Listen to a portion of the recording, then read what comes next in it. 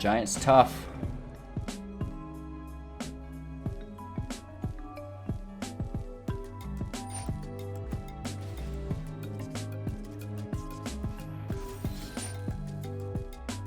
Now this is a fight, so it'll actually die. Or he declines it.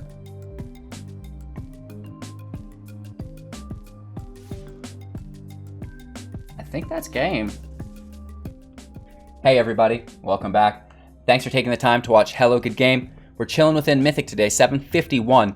Amonkhet Remastered just hit Arena. We have a ton of new cards to be farming. We can buy packs, play seals, play drafts. So no matter which way you want to go to be getting these cards, you can get there. Rotation season hits in September. We're getting close to that. This will be the second rotation season within Arena. So the historic card pool is getting massive. And I think this will become the dominant queue within Arena as we progress. However, for those of you just starting out, you may struggle to get into the historic pool because it is so vast and you don't have quite the card pool to get there. So we are talking standard today, and Wizards was nice enough to release 15 new free-to-play decks to you guys. And we're going to go through and upgrade these decks within the following week or two, incorporating rares and mythics that you will only use within top meta decks. We don't want you guys spending your wildcards or trying to farm for wildcards that you will not use in other top meta decks. These decks are great, they're good entry, but they're not going to get you into the top mythic rank, right? We're going to need to be using those top tiered 1 decks to get there. So to do so, we're going to be using these decks to farm and my other free-to-play budget decks. Be sure to check those out as well. However, lots of you don't have the uncommons for that yet, so this is a great start. And I want to show you guys some potential upgrade guides for each of these decks to make them more competitive, get you farming cards at an expedited rate, maybe even competing in some of those constructed and historic events. So with that being said, if you find any value within this video, go ahead and give me a thumbs up and share the channel out to a friend. If you've been enjoying any content on the channel, I encourage you to go ahead and subscribe. It's a great free way to support me along this journey. We've got everything from free-to-play budget beginner guides, just general Magic the Gathering Arena beginner guides talking about the principles and archetypes behind this amazing game, some of the top ranked standard decks, the best historic decks, great original brawl decks, and some tools and tips. And then we even have a little bit of limited. So no matter what you're into within Magic the Gathering Arena, we have you covered. Subscribe to the channel, join for your chance to win up to 500,000 gems. Make sure to check out our Discord and enjoy this video. Hey everybody, welcome back. Thanks for taking the time out of your day to watch Hello Good Game. We're playing Starry Eyed today, which is the Azorius, which means blue and white. The color combination of those two equals Azorius. And this is one of the starter decks for Magic the Gathering Arena.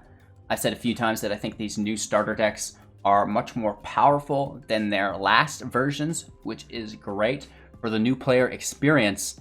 We're breaking down all of the beginner decks, so if Azorius isn't your jam, check out the playlist. We've got them all covered. I'm sure you're going to find something exactly for you.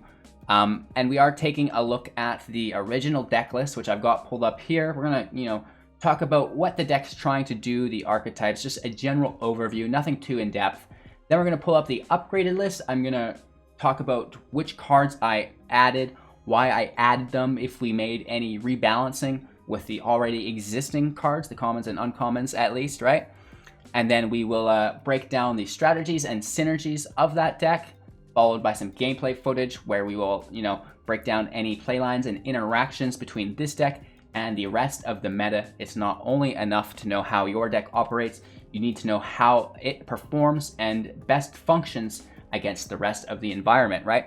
Finally, we have my closing thoughts, just general propaganda and shenanigans, right? So Starry Eyed is the name of the Azorius, what I would call artifacts deck within Magic the Gathering Arena starter decks. So the deck is just that. It focuses around enchantments and artifacts.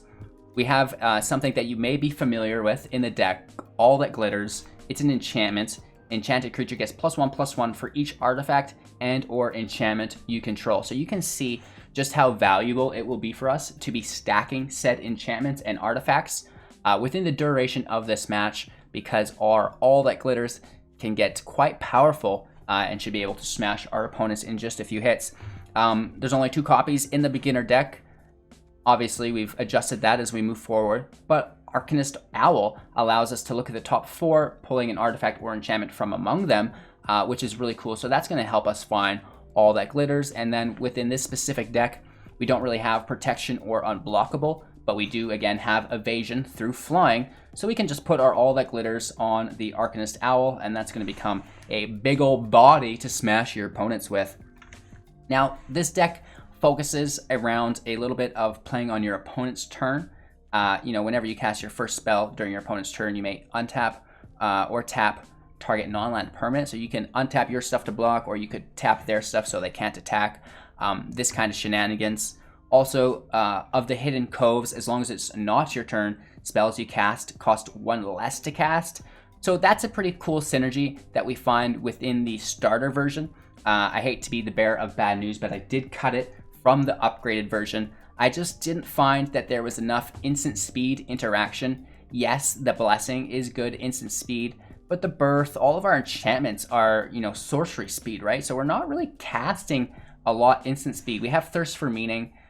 Yes, that's great, but is it enough, right? And now that's the question I had to ask myself. We've got a little bit of flash through the Capture Sphere as well, so I don't want to trash on the deck too much. Wizards did do a great job at putting these new decks together. They work very well out of the box.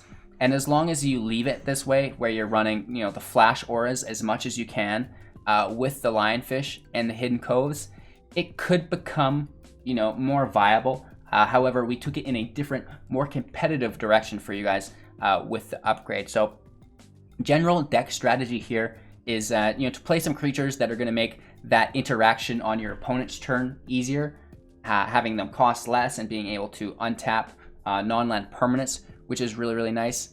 They are non-land permanents.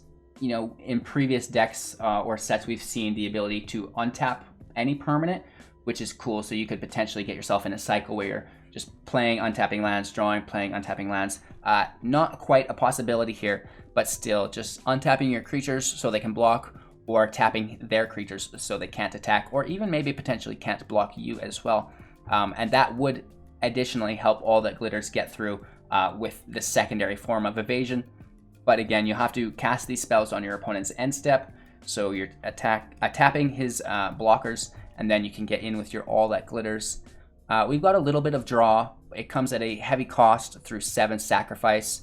The Owl was a lot cheaper for 4. It's not only a 3/3 with flyer, but you get to draw. And then, of course, we have our Thirst for Meaning, which I mentioned as well, which is our primary draw function of the deck. We've got some heavy cards within it, like Elspeth Conquers Death. This is, a lot less viable now that Teferi 3 is gone. He was able to bounce it, and you can replay it. However, I think still within the, some of these big control decks and the big ramp decks, you're still going to see Elspeth Conquers Death. So this is a great rare for you guys to pick up. Archon of Sun's Grace is another awesome rare from Theros for new players. It helps you get through some of the gross red aggro matches that you'll run into a lot. Just the fact that it has life gain and it can make a bunch more creatures with you. And this actually has very good synergy within the deck because we're playing so many enchantments, right? So we can be creating those Pegasi whenever we do that. Banish into the Fable. For 6, whenever you control an artifact, you copy it, and whenever you control an enchantment, you can copy it. So it can copy up to twice, so for a total of 3 casts, which is actually pretty cool. That value there is not bad if you can get all of the value out, but if you just cast it for its vanilla and you're not getting those copies, it's not really good. Return target non-land permanent to its owner's hand. You create a 2/2 white knight with vigilance. So that's all right. But again, if you can cast it on 2 things, okay, decent value. They each cost 3 bounce and you get a token, fine. But if you do that on 3 things, now we're talking, and now we're getting a net positive almost every single time, which is neat. The Brine Giant, 1 less to cast for each enchantment. It costs 7, could go down. It's still just going to get removed, not my favorite. And then the Beast Gods, I'm not even sure why we're talking about the Giant. It's just uncommon. But, the Beast Gods as well. We've seen Agent of Treachery kind of ruin the meta, and a lot of people got upset with it. And still in Brawl, it's pretty aggressive. However, one of the greatest things you can do is take control of your opponent's permanents. It's amazing. Taking control of their creatures is good. Taking control of their permanents is amazing, right? So this is an enchantment saga, so it enters when you, it triggers when you enter it into the battlefield, and then on each of the following upkeeps. So on turn 1, you create an 8/8 Kraken with hexproof. Woof. Good luck getting through that, right? You can't bounce it. Normally you bounce tokens to get rid of them. It's got the hexproof, so you can't do that. You need to be exiling everything. So that's going to be hard to deal with. On the second turn, or your next upkeep, tap all non-land permanents target opponent controls. They don't untap during this controller's next untap step. This allows you basically 2 free hits. You get to hit that time because they tapped, and then your turn ends, they don't untap, and it's your turn again. You get to attack again if they don't play any blockers. So that is aggressive.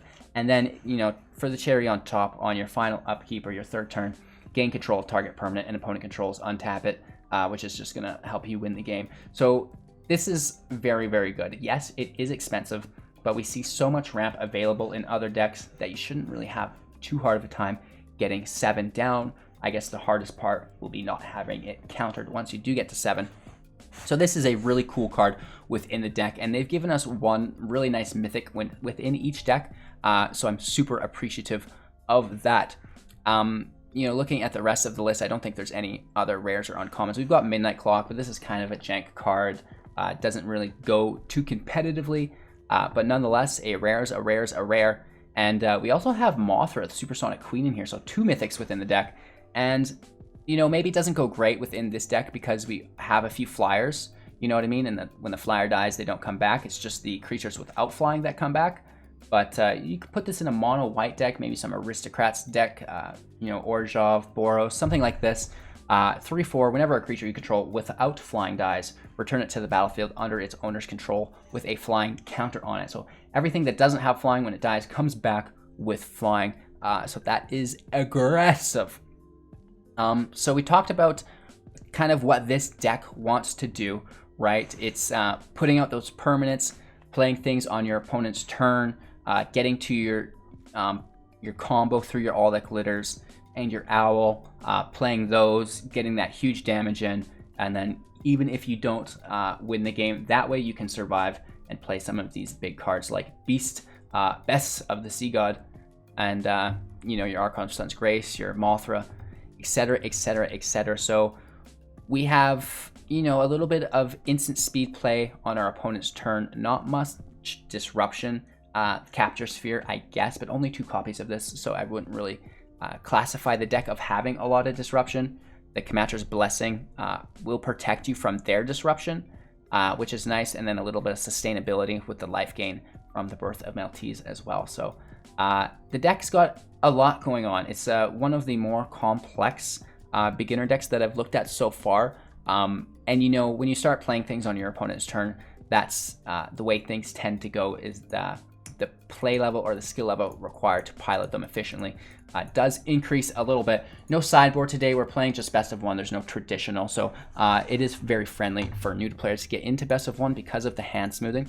So that was the original deck. We talked about that a little bit. Let's get into my upgraded version.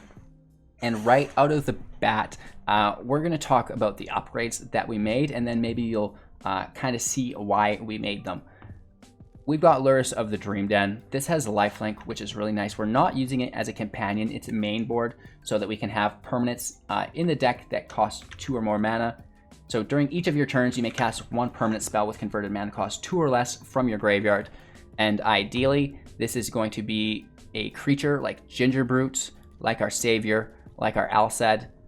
These all have specific values within the deck that weren't actually in the original deck. But this deck still focuses around playing artifacts and enchantments and then getting big damage in through All That Glitters. So it is the same deck, we just made it a lot more competitive. You'll see we still have the Owl, we still have Mothra, we still have the Archon, Elspeth Conquers Death, Passage, the Sea God. So the whole top end basically has not changed. We've just trimmed it a little bit. We got rid of the Brineborn shenanigans or whatever his name is.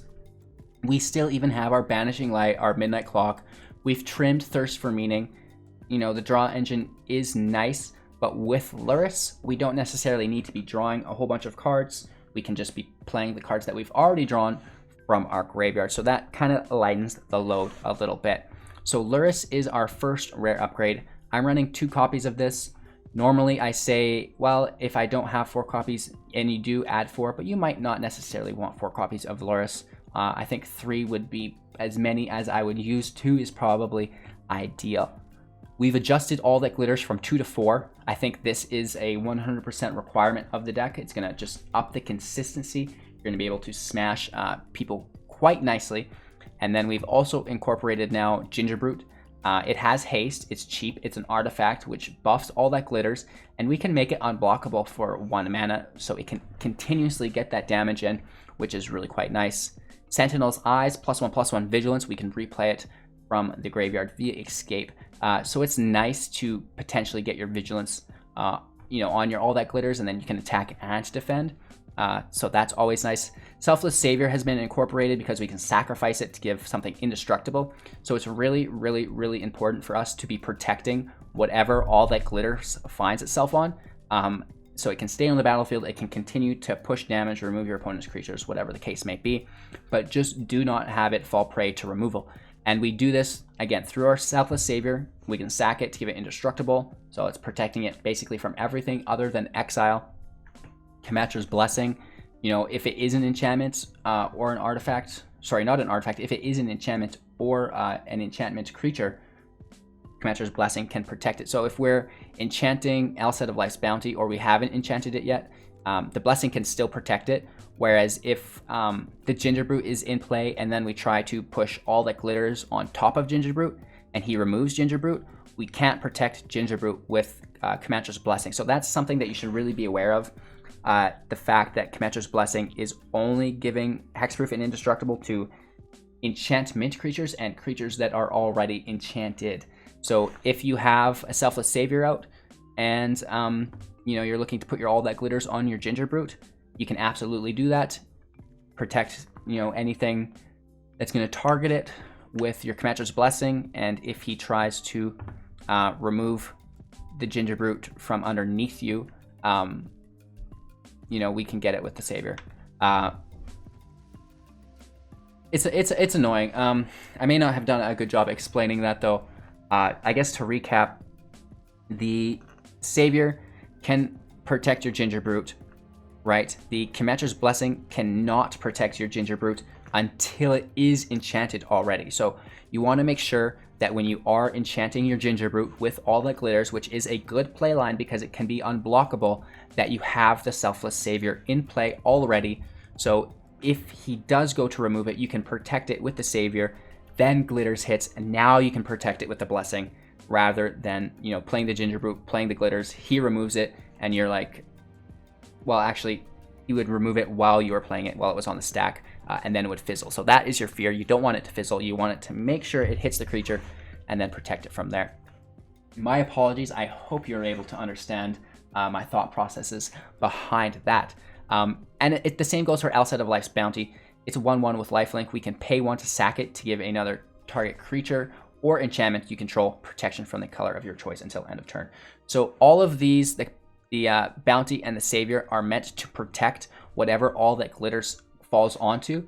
And because they're sacrifice effects, we will play Lurrus in the deck to bring them back to make sure that we can continuously protect our creatures turn after turn after turn, which basically just locks our opponents out and we can kill them, very, very quickly with all that glitters.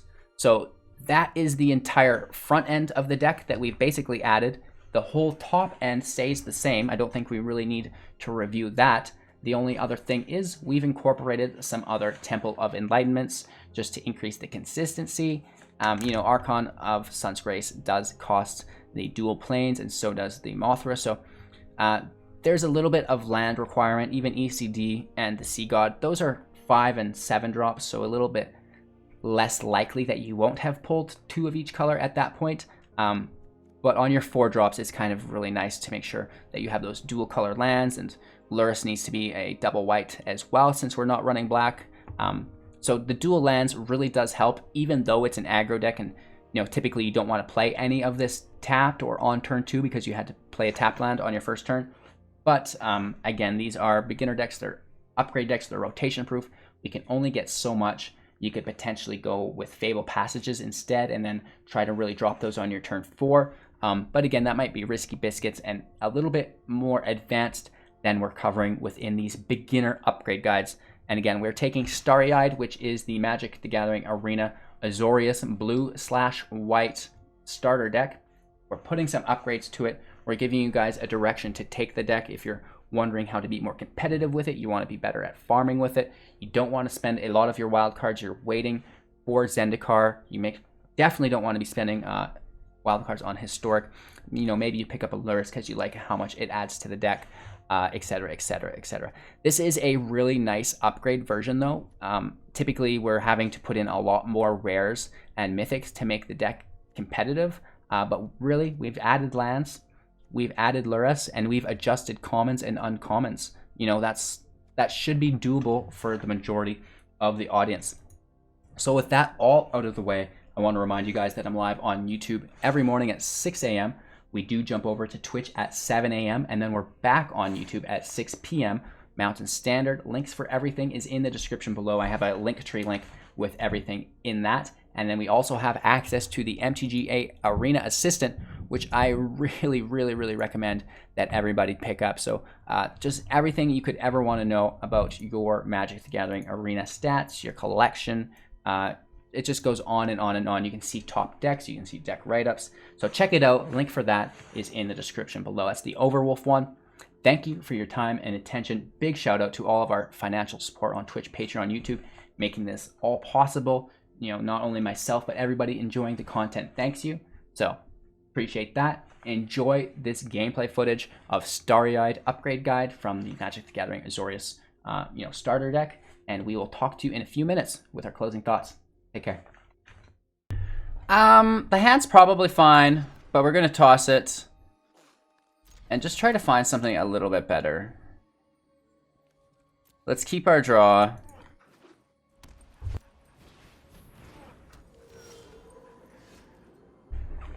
And now let's just start these scries. Basically, we just look for an all that glitters.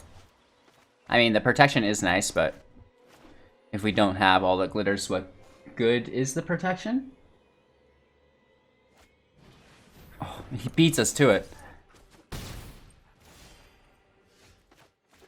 We need some sort of removal, I guess.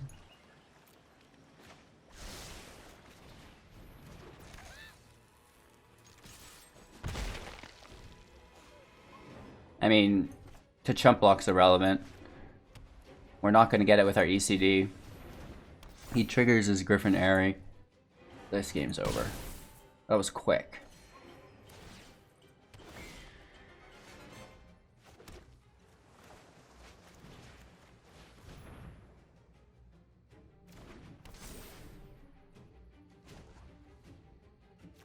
It just sucks so bad. Right? 'Cause he gains more than this back, but if we don't hit it, we're not defending, and he's just going to hammer us even harder. The Elspeth Conquers Death doesn't hit till 5. Game's going to be over by turn 5. Nice. Fool me once. Shame on me. Fool me twice.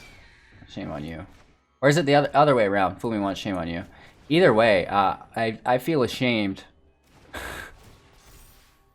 And you should too.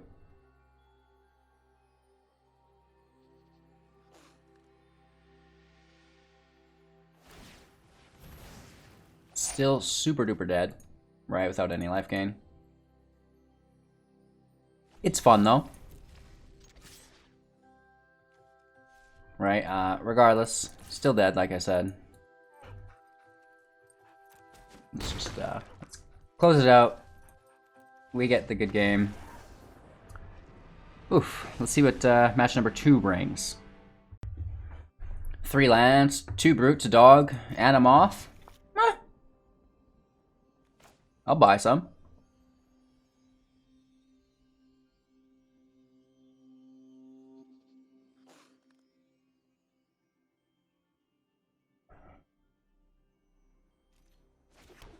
Land in, brute in with haste. Let's get some smackdown.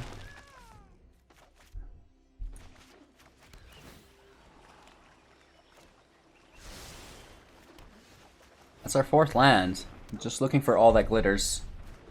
Outset of Life's Bounty will do nicely as well.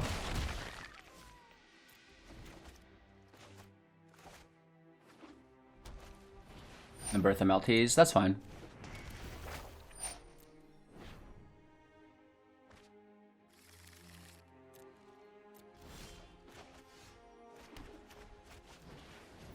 More 1-drops, that's fine. Hit for 3. Down to 14. Moth hits next turn.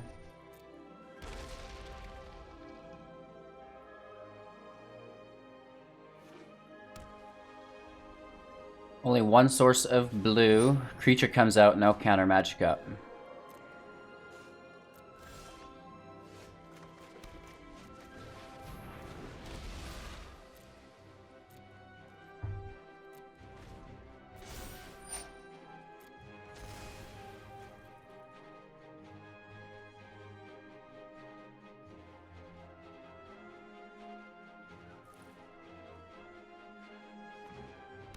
Let's see where this goes. We can protect the Moth with Indestructible protection eventually. So we could exile it right now. Why do I speak such words? Alright. We're gonna grab our all that glitters and just put it on a ginger root. GG.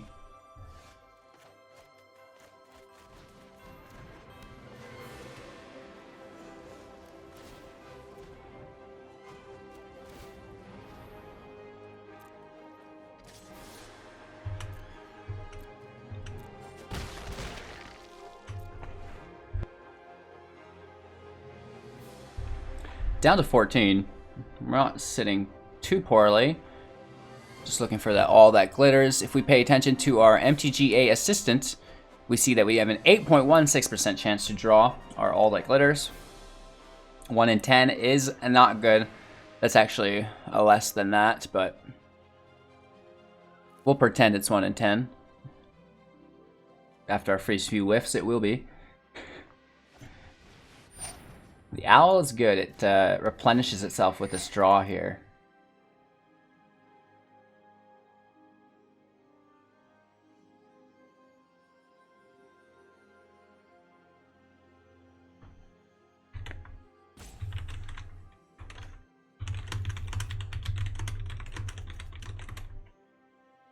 Alright, he grabs another exile. But we do have mana up to protect our stuff, so it will be useless. I mean, all of these ginger roots. Gross. Right?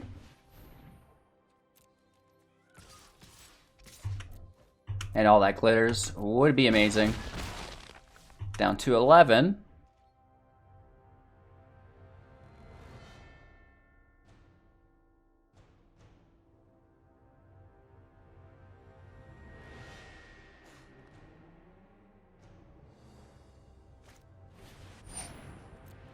Interesting.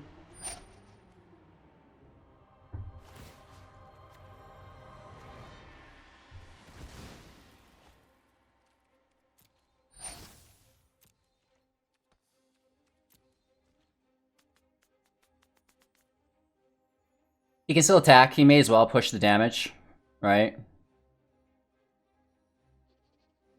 Losing the lifelink does suck a bit. He attacks with a 2-3.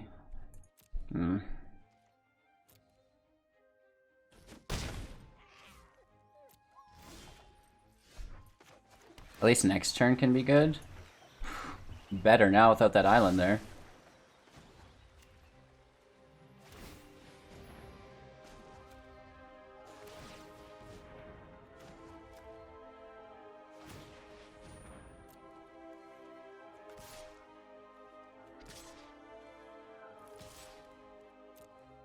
A little bit slow, but we get there. I bought new internet equipment last night. It should be in soon. I hope it's better. I have the feeling it's going to be that exact same. And, oh, he gets his all that glitters first. target creature enchantment that you control. It'd be cool if we could buff his owl. Nice. Oh, good game. Brutal. We get absolutely hammered here.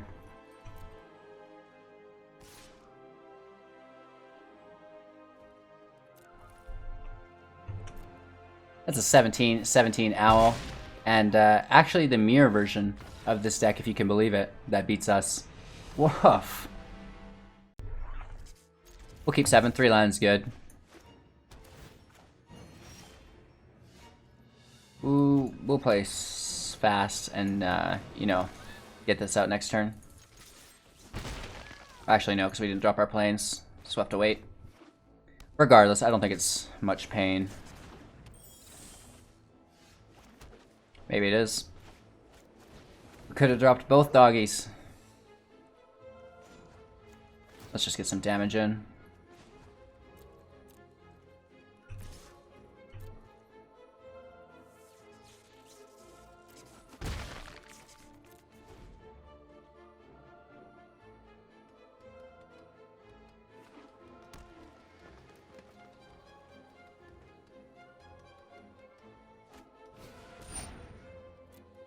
Gets to draw. It's also a mana, so he's ramping really nicely.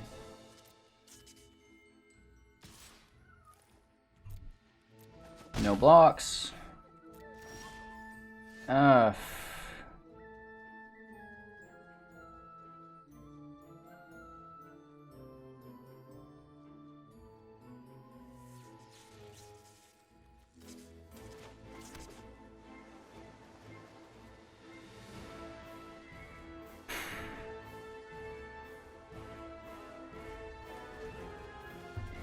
Let's thirst. Maybe get rid of this Scryland, I guess. It's our second planes, though. We might need that.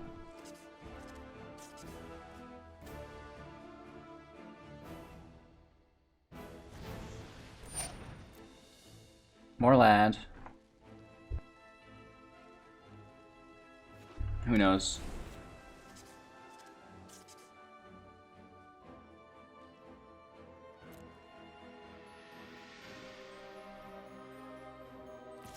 Holding up our mana, so he thinks we have some jazz.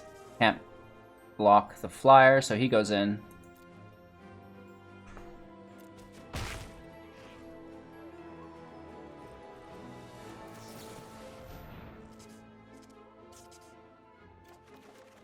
Alright. Decline.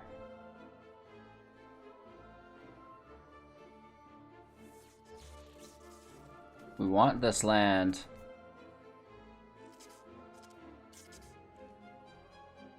Let's toss our clock and our owl. Take our turn. Play all that glitters. Hopefully there's no counterspell.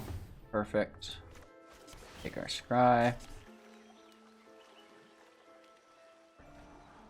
Land can go. Activate our ability. And finally we're connecting here, right? Let's try to hold up this blessing and, you know, maybe get an Outset of Life's Bounty in.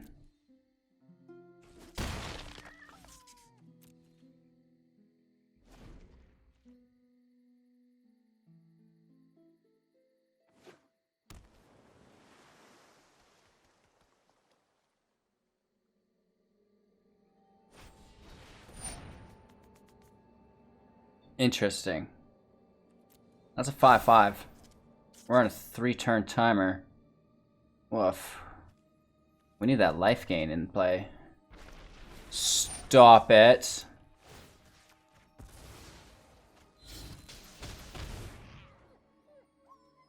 Still gets 2 damage in.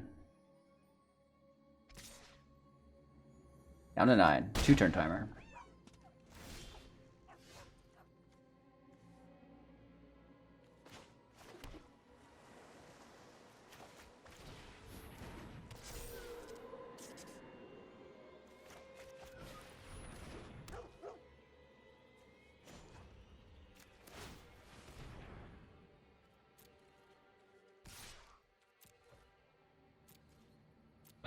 Another all that glitters would be great to put on our bounty for the life gain.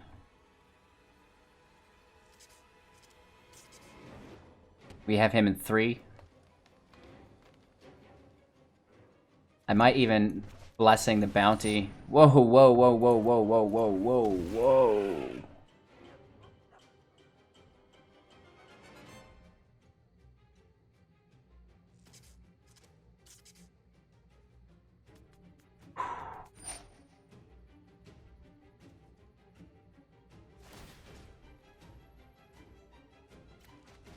I'm gonna keep the life gain around.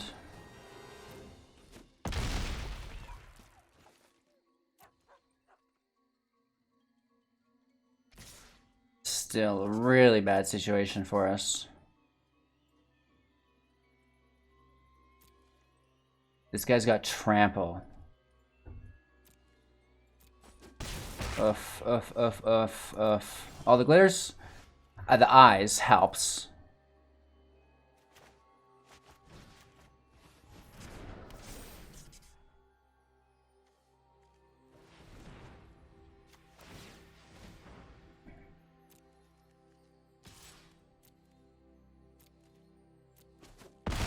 If we can gain enough life here.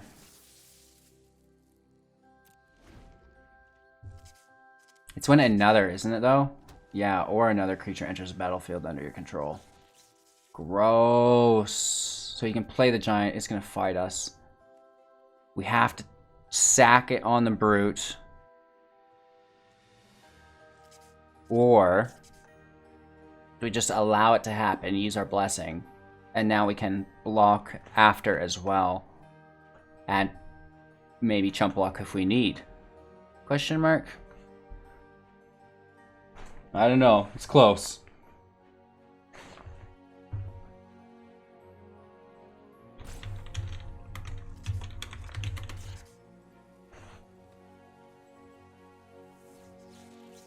Let's see how we make out here.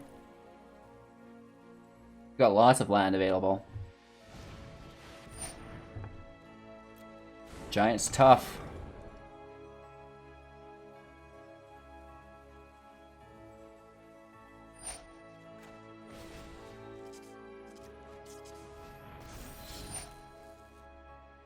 Now this is a fight, so it'll actually die. Or he declines it.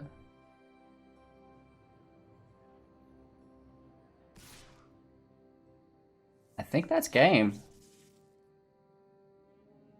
Right? Unless he can tap this for +3/+3. Which I think he probably can. But if he does, we can sacrifice our brute to survive, but then we wouldn't be able to win.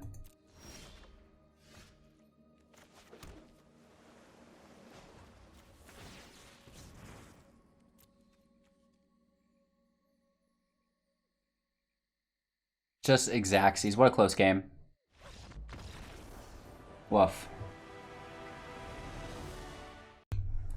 The land is good, but there's no creatures, so we have to toss it. And this is actually ideal. Let's toss our land. Keep the clock, because why not? It is an artifact. Tossing the land, not a bad decision as we pull a third. No attacks, he just blocks. There's the pixie leaf. The ramp through is going to be annoying. And I think he has it.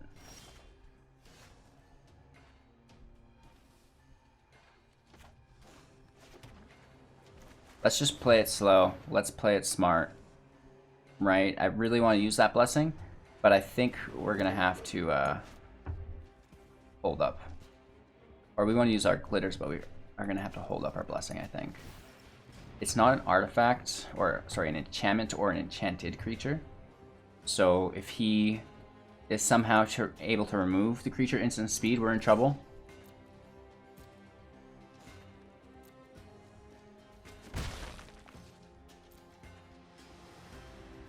Savior can protect it from removal, but not exile. So like, damage effects. Could protect it from this, for example. Fight effect. That's just straight up annoying.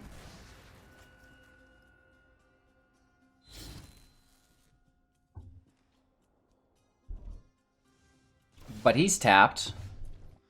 And now we should be able to just slam in.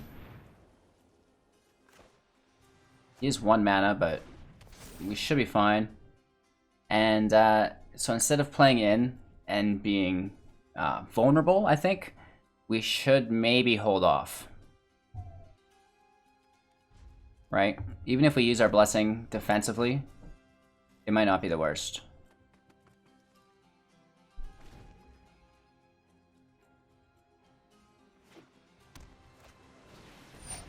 Another pixie. The flying is kind of annoying, I guess, right?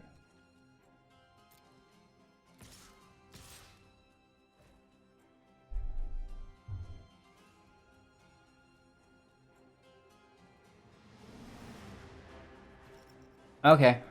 We're taking 5 damage.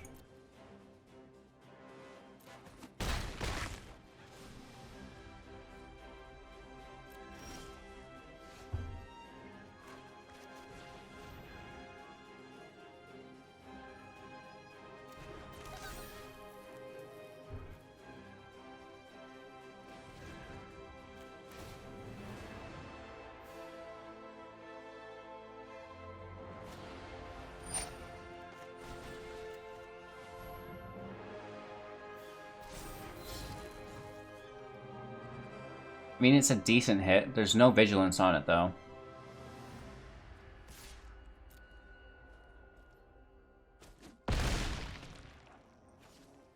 Fourth land for the owl could be good. Then we can trade with the wolf. +1/+1 indestructible, though, is annoying, and arrow is also annoying. 3 life. Come on. Extra land. Not so bad at this point in the game, but still annoying. And I hate it. Isn't this the worst? We should chump block this, I guess? I don't know.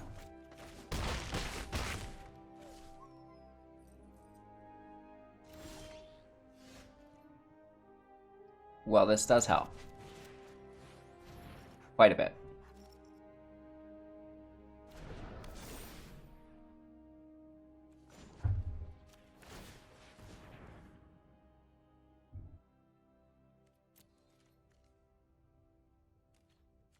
We are still on a short timer due to these Pixie Maryleafs.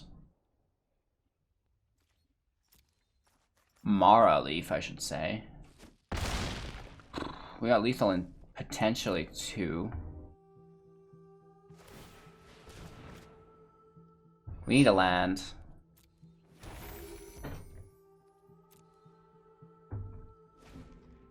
The food's great to sustain him as well. We don't have enough mana to block and then chump, right?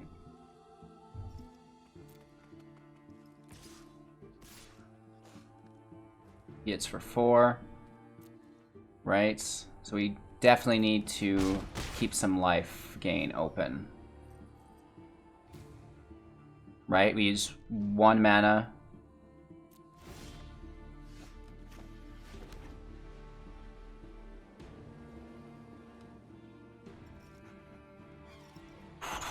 The flyer would help too, though, wouldn't it?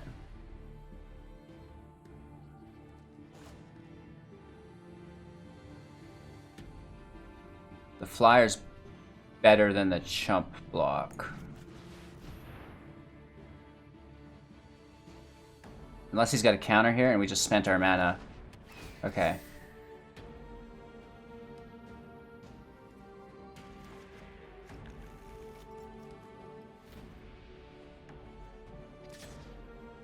So he can just block this, actually. So we shouldn't have spent our mana. That's on me.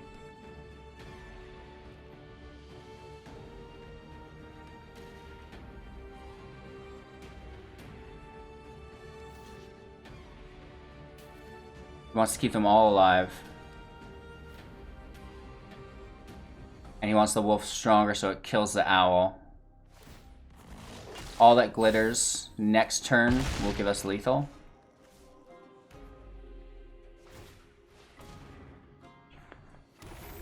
And we can still block the wolf and one of the pixies taking 2 damage if he doesn't play another wolf. If he plays a wolf and fights our owl, that's game.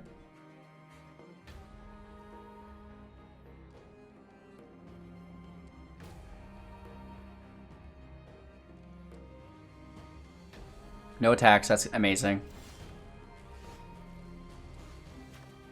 Let's take that scry, I guess. I mean, at a certain point now we don't need any land.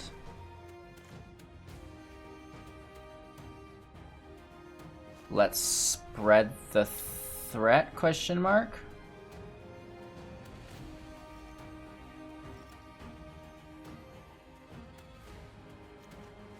I'm pretty sure.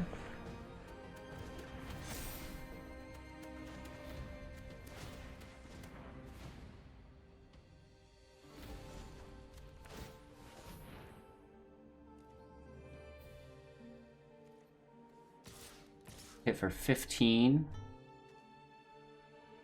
Oh, wow.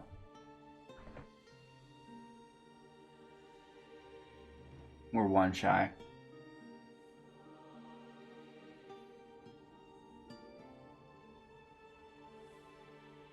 We have 2 blockers.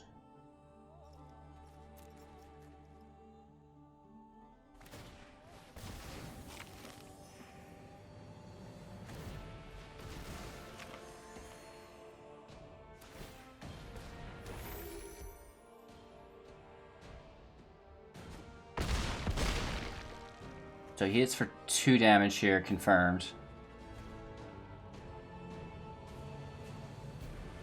Not enough for Uro. It's just the... Oh, nice. We've got no protection for it. Good game. Bomber.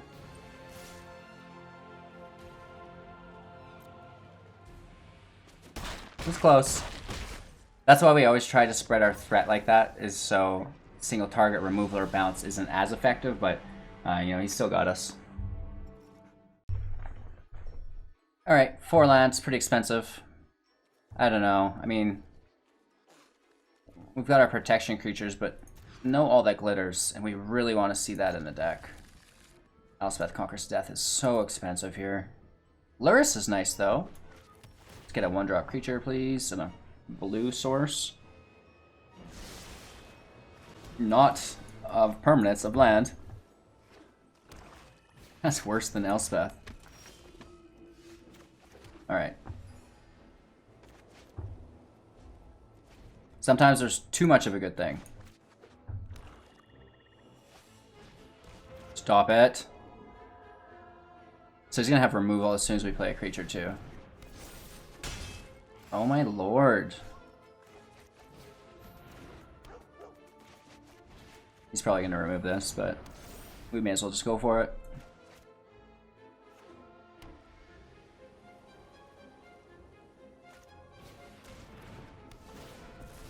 Why wasn't I allowed to instant speed sack it?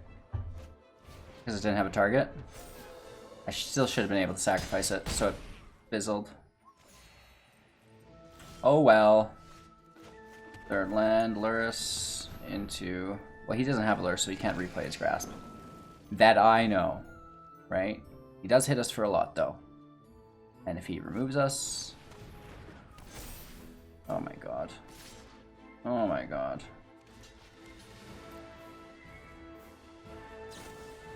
Are you serious? Wow. I'm getting stomped.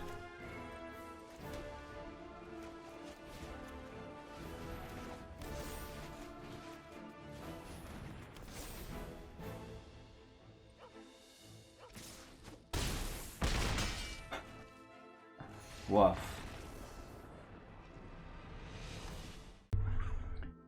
This is a similar hand. We have a 1-drop. Oh, it is similar. We had that as well. That's crazy. Let's take it slow. We're looking for land. That exile could come in handy, but meh. We just want that 4th land. All that glitters. Uh-oh. Uh-oh. What's that thing do? Yikes. Let's just push it.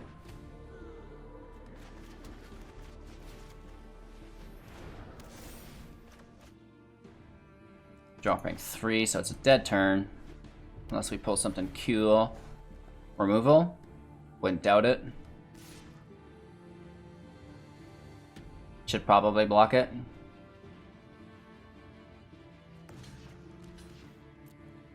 Right? Let's just take it. He can sacrifice it to just kill us, so... Just get rid of his creature, gain a little life. We don't really lose our enchantment. So the thing is, we can't drop this till next turn. Right? Because he could just kill it. So we're chilling. But if we could play the Alset on top, I think that's alright. We might even just play the birds and hold Lurrus for a bit.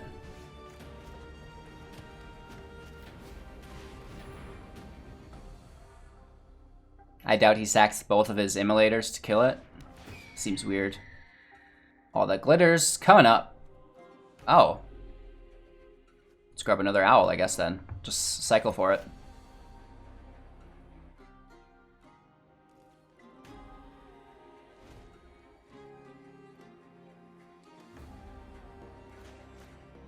Still hoping to pull land. It's a pretty heavy hand. Okay, he's got haste going on. That's annoying. Let's keep looking.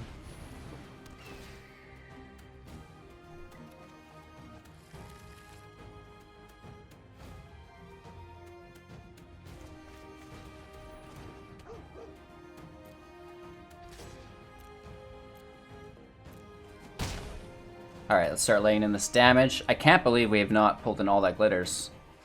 We've looked at the top 8. Plus we've been drawing. Nice. They all have haste. And they get buffed up. Wow.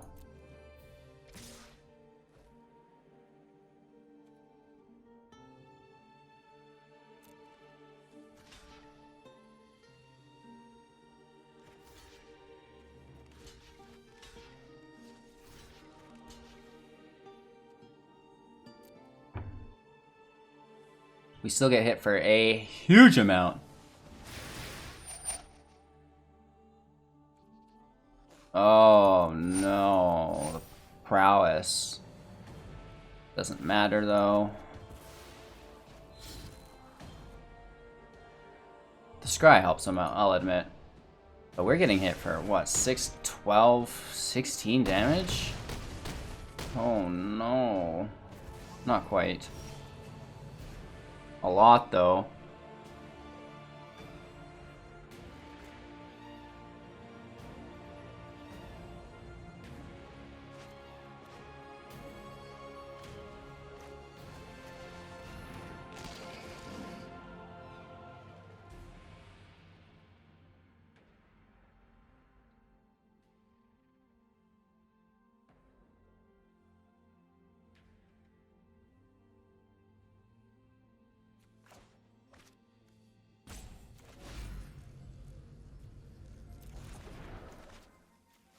Cast it with Lurrus.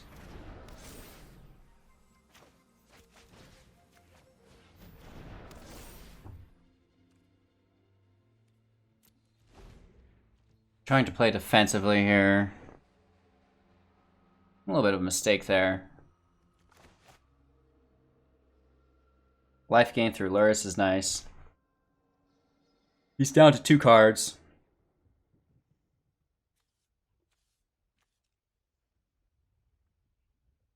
He could sack them both.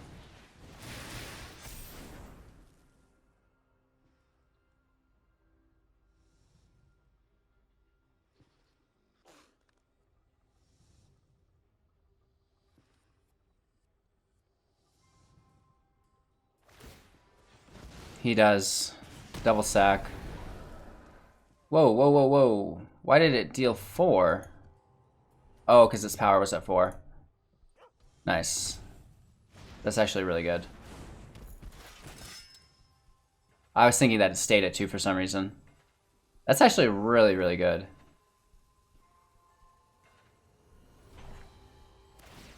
Son of a bee.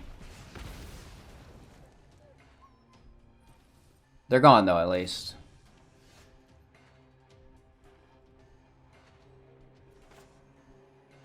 Life gain. The bird. All that glitters. We cannot find it. Holy. No attacks.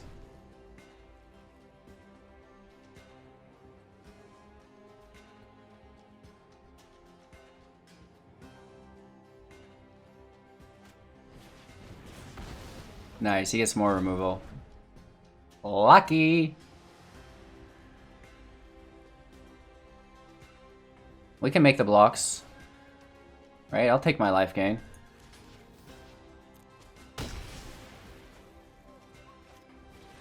Oh, stop it.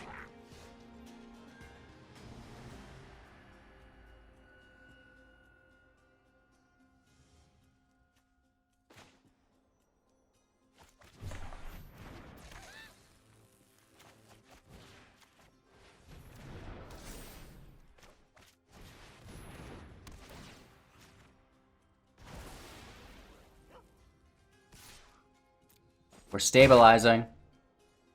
We have to avoid Torbrands. We have to avoid the bombardment.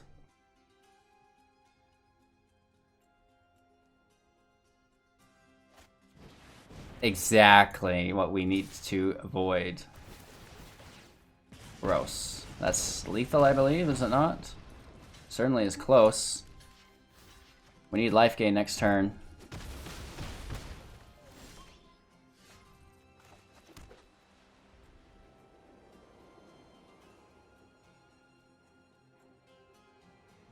Alright, when you cast a spell from your hand, copy it if you control an artifact, then copy it if you control an enchantment. You may choose... Is this an enchantment? It is, nice. Because this is an artifact creature. New targets for the copy. Return target non-land permanent to its owner's hand. You create a bunch of knights. Alright. So if we bounce these to his hand, it dies.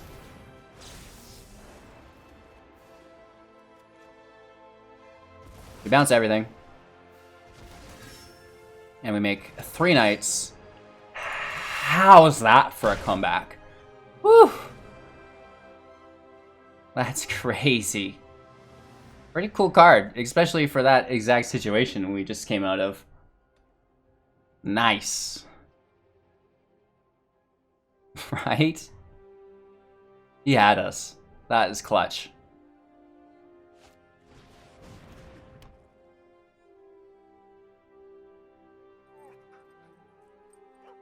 Good game. Woo!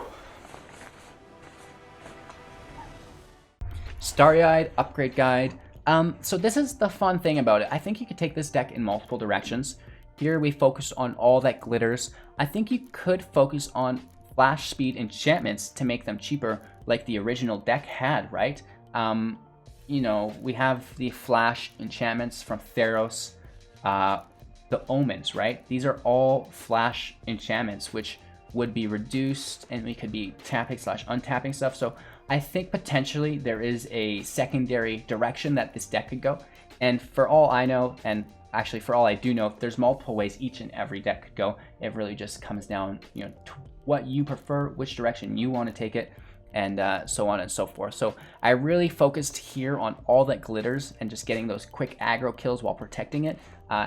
As much as possible, but I think it is possible, or, you know, advantageous, I guess I should say, to go the other route and try to play the enchantment style at flash speed, and then we're increasing, instead of like Luris and stuff, we put in more Archon of Sun's Grace, potentially as well. So my apologies for butchering the deck that did work all right and could work better. So maybe we might do another upgrade guide here, just to show you that other direction.